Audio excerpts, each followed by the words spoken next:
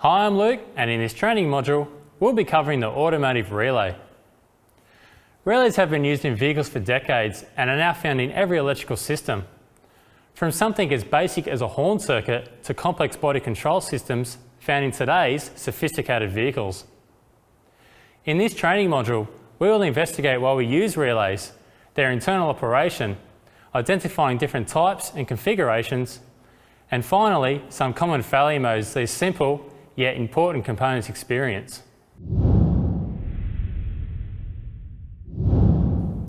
One of the functions of a relay is to isolate a mechanical switch from its corresponding control circuit.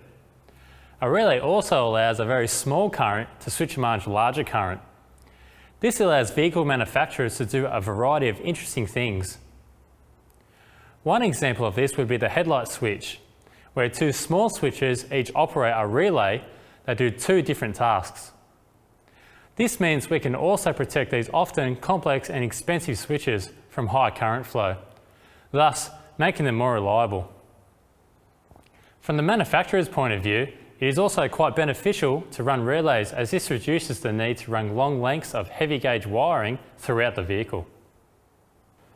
The benefit is twofold. Firstly, reducing vehicle weight, and secondly, minimising voltage drops in these electrical circuits. Looking at the headlight circuit, if no relays were used, then heavy gauge wiring will need to be routed from the battery inside the cabin, then back out again to the headlights. By using a relay in the fuse box, we can minimise the length of these wires. Another reason to do this is safety. By doing this, we ensure the vehicle operator is not exposed to potentially hazardous high current situations.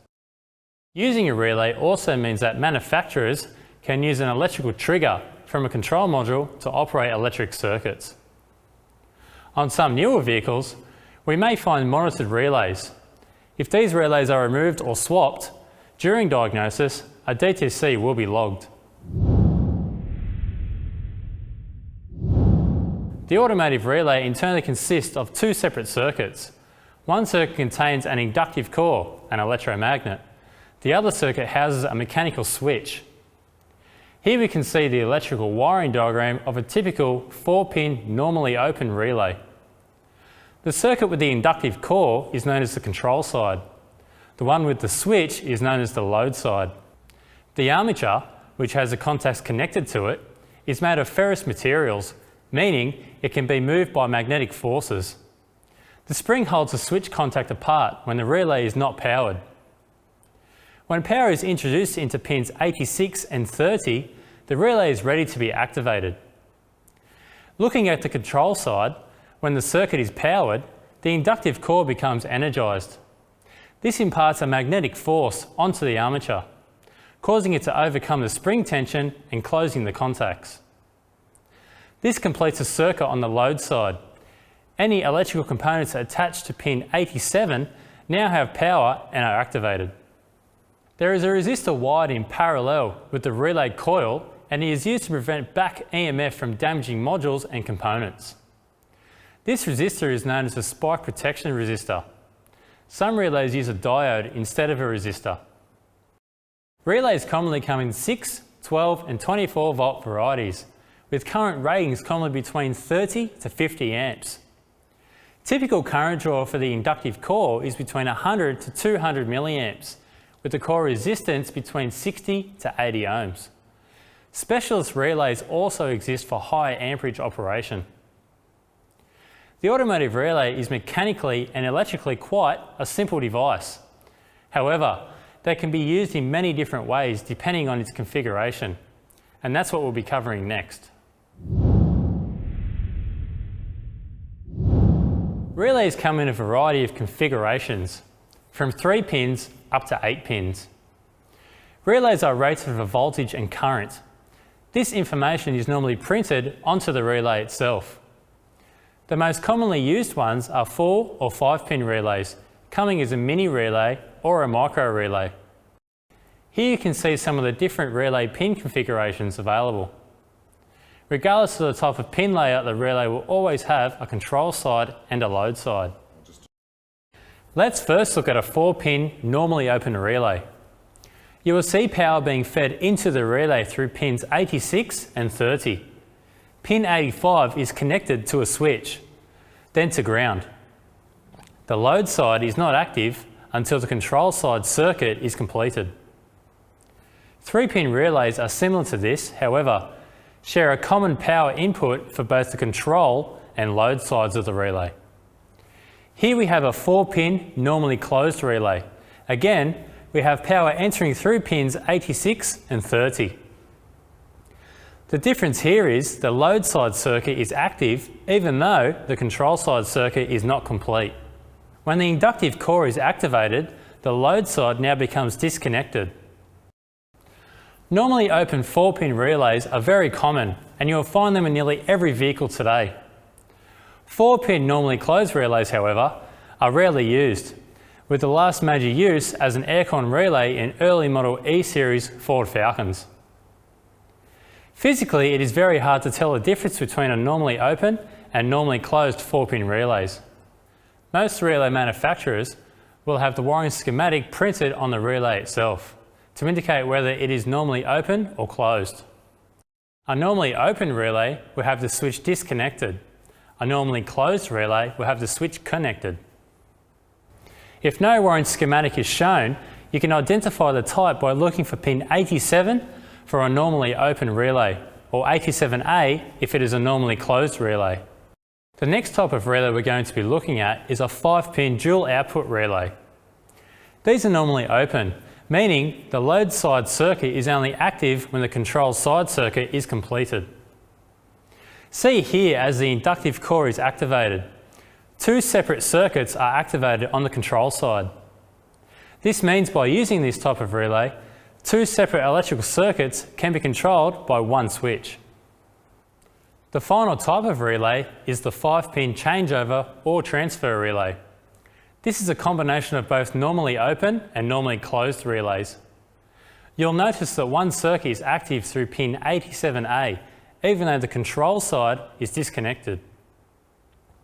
When the control side inductive core is activated, the switch on the load side moves, disconnecting the circuit of pin 87A and connecting the circuit of pin 87 at the same time. One common application for these types of relays is the headlight circuits, switching between low and high beam. Again, identifying these types of relays requires us to look at the relay's wiring schematic.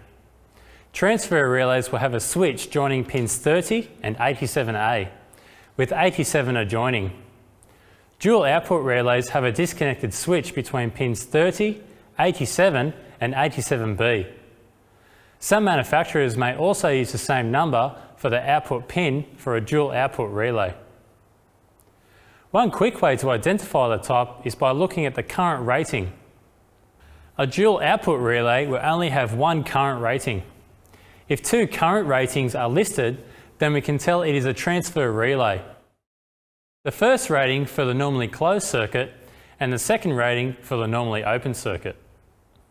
Finally, if no wiring schematics are on the relay, you can still identify this type by looking at the pin numbers. Transfer relays will have pin numbers 87 and 87A. Dual output relays will have either 2 87 pins or one marked 87 and the other 87B. Relay technology and manufacture have come a long way, and they are no longer as unreliable as technicians think. More often than not, relay failures are a result of an issue with the circuits attached to them. These issues result in the relay experiencing high inrush current, high sustained current, and voltage spikes. This leads to the accelerated wear and tear, as well as creating contaminants inside the relay casing. This is why all diagnosis should first start with the circuits that these relays are attached to. The degradation of the relay's internal contacts and circuits can lead to metallic contaminants causing shorts in either the control or load circuits. This leads to contacts burning out and the relay being stuck on or off. Non-metallic contamination causes open circuits by covering the contacts with a deposit, no longer allowing electrical contact.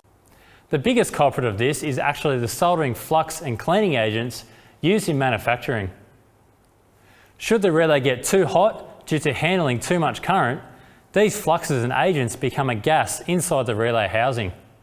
When the relay is deactivated and cools down, these gases return to a solid, depositing itself all over the internals of the relay. Should the coating cover the internal switch contacts, they can block the electrical contact, leading to the relay being stuck off. Finally, relays being an electrical mechanical device are subject to wear and tear. Spring failure, contact corrosion and pitting are some of the things to look out for on relays that have been in service for a long time. This concludes our fundamental training module covering the automotive relay.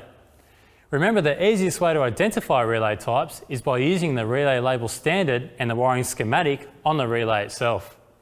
Also, when diagnosing relay failures, make sure to start with the circuits that the relay is actually attached to, as relay failure may be due to another issue. I hope you've enjoyed it. Thanks for watching and bye for now.